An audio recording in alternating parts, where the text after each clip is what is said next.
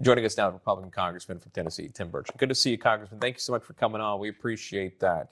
Talk to me about the Fentanyl Trafficker Elimination Act, this effort to curb fentanyl pouring in to this country. Right. In July, they seized over 2,000 pounds of it, enough to kill every man, woman, and child in America coming over our southern border.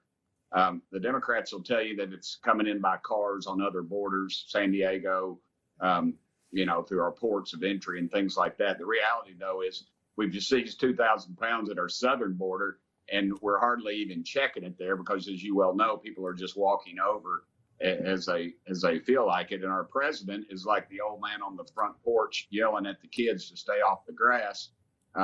It's nobody's paying him any attention, and they shouldn't. And this bill will basically just give a life sentence to someone who's caught trafficking fentanyl.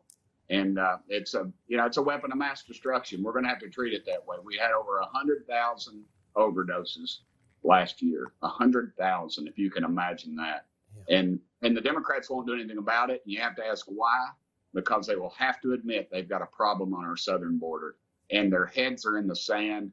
And a lot of Democrats are going to lose their elections because they won't say anything about it. It's a little too late now. They're afraid of Pelosi. I get that, but we're losing a generation through this epidemic. Well, it's a conversation based on fact when you have the CDC saying the leading cause of death, ages 18 to 45, is fentanyl-related deaths. You see that, and you talk about stiffer penalties for those bringing it over, but the fact remains is that it got brought over, and you haven't caught all of them. So there must be a way to go back to the root source of it.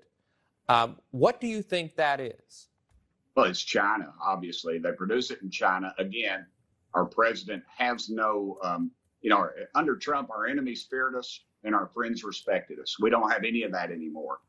China is just mass producing this. They use the mules to bring it across on our southern border easily, just carrying it across.